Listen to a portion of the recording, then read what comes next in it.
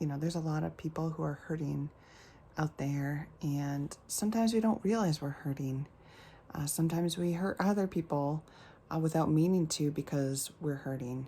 As a Christian, I try to remember verses that have helped me along the way in my journey. 2 Timothy 1:7 is, "For God has not given us a spirit of timidity, but of love, of power, and of self-control." And that has been a healing verse for me because I have struggled with timidity.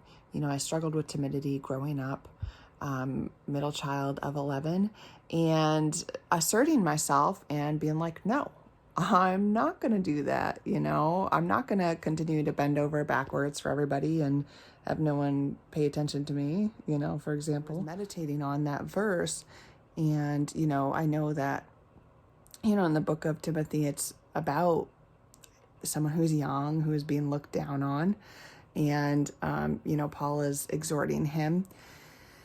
And that message resonated with me. And I always felt like that in my church growing up. I always felt that, the adults didn't perceive children or teenagers as, on the same spiritual plane, not being able to understand things at a deep level. And I think that I actually, for, in my childhood and teenage years, had a very deep understanding, feeling some of those frustrations, and then feeling like, I wanted to assert myself, and, just wanting to be bold in general. Also had this just insane desire to share my faith with others, to tell them about Jesus. And I did it in all the wrong ways, of course. And, as that part came out of me, that strong part being like, hey, I have something to say, or hey, pay attention, or hey, I'm not going to do that. That part was kind of rude and aggressive, and not, sensitive to others. And so I had to, figure out the other parts of that, right? We don't have a spirit of timidity, but of love and self-discipline as well. The power part is important for those who feel disempowered. Okay, that is important. You need a sense of self-ownership. You need to get that back, for sure. But, love is very important as well. You don't want that to get lost. That can really get lost in there. And, you can you can become the aggressor. You can be the one who is making other people feel that they can't voice their opinions. And so you just want to be sensitive and careful and, develop that consideration of others and what they might be thinking and feeling in each situation.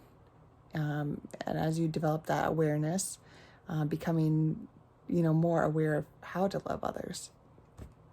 And then the last one is self-discipline, which is also important because we're not supposed to just be living our lives however we feel like in the moment, right? There should be certain values and principles that we're following, principles that we've hopefully gotten from the Bible. Usually we have a lot of principles and values that we're following that we're not even aware of, and we're formed, throughout our childhood and growing up and the different environments we've been in and how we reacted to those.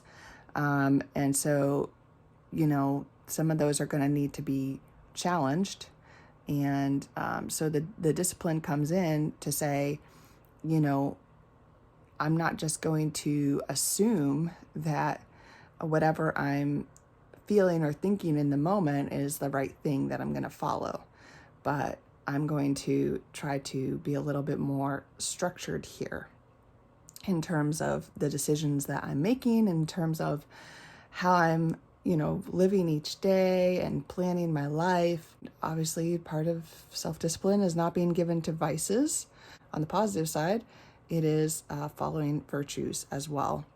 And all of this, I will say, must be done in a way that's really following God in your heart. We can come up with our own philosophy on life and sell that hard to ourselves and to others. And, it might not necessarily be God's ways.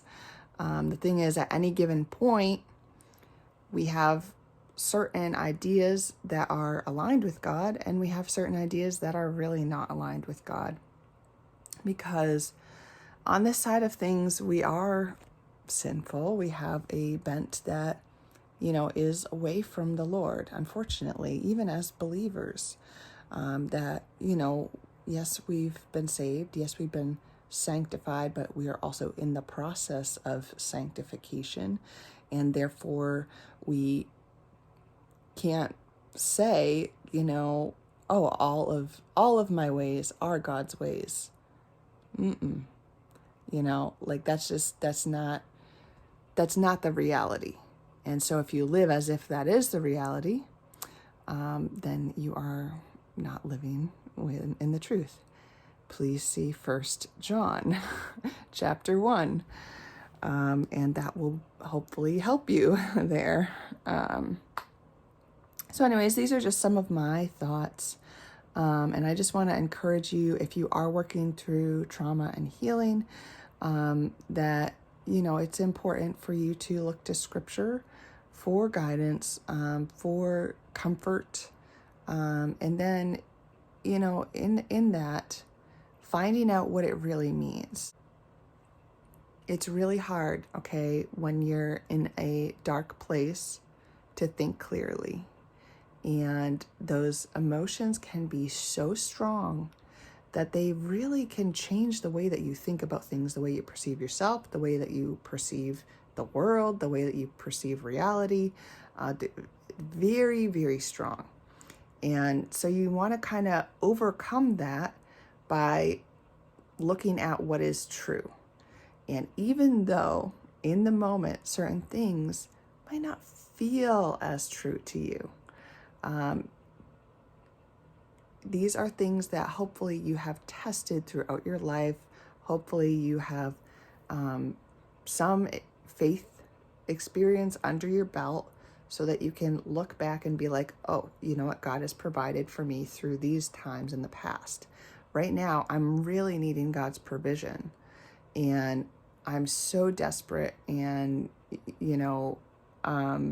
how can I look back and remember, oh, yes, God provides for me.